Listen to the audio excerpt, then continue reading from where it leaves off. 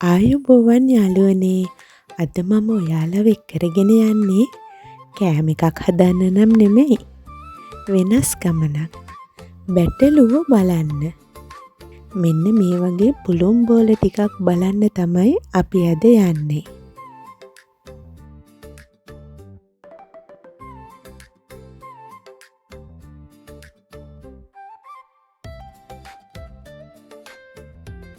එහෙනම් ඔන්න බලමු මේ නවසීලන්තයේ අපි ජීවත් වෙන කිරි ගොවිපළ ඉස්සරහ තියෙන බැටළුවෝ ෆාම් එක. මම මේ වීඩියෝ එක අරගත්තේ සමර් එක පටන් ගන්න කලින්.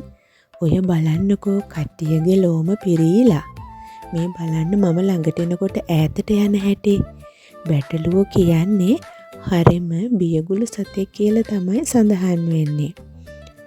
බියගුළු වුණාට මොකද මේගොල්ලෝ හරීම බුද්ධිමත් සත්තු වර්ගයක් කියලා තමයි කියන්නේ. මොකද මෙයාලට සාමාන්‍ය මිනිස් රූප එකිනෙකට වෙනස් මුහුණු 10ක් මතක තියාගන්න පුළුවන්ලු. ඒ වගේම තමයි එයාලගේම මූණු. ඒ කියන්නේ අනිත් බැටළුවන්ගේ මූණු. ඒව 50ක් මතක තියාගන්න පුළුවන්ලු. ඔන්න එච්චර බුද්ධිමත්. කීමට කියන්නේ නම් මෙයාලට පිටිපස්සටත් ඇස් තියෙනවා කියලා. ඒ තරම් හොඳට පේනවා. ඒක තමයි ඈතින් අපි ගියත් ඈතට වෙලා ඉන්න බැටළුවෙක් වුණත් එහාට යන්නේ කවුරු හරි එනවා කියලා දන්නවා පිටිපස්සටත් ඇස් තියෙන නිසා. ඒ වගේම තමයි මෙයාලට හොඳට කන් ඇහෙනවලු. ඒක නිසා තමයි ඈතින් ගියත් මේ විදියට එහාට මේගොල්ලන්ව යන්නේ. ඔන්න බලන්නකෝ ඈතට ගිය තරම් මං යද්දි සමර් එක පටන්ගෙන නැති නිසා මේගොල්ලොන්ගේ ලෝම පිරීලා තියෙන්නේ.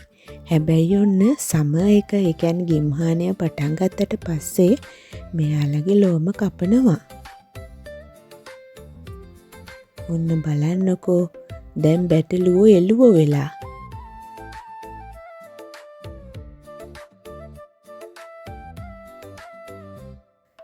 මං ලං කරලා පෙන්නන්නම්කෝ. මේ බලන්න මෙයාලගේ ලෝම කපලා දැන්.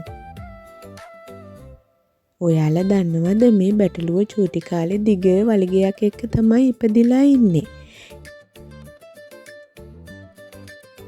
ඊට පස්සේ වලිගේ කපලා තමයි මෙහෙම කොට වලිගයක් එන්නේ. ඔන්න ඉතින් මං ආයම මේ වෙනම ඉන්න 5 දෙනා ගාවට ආවා.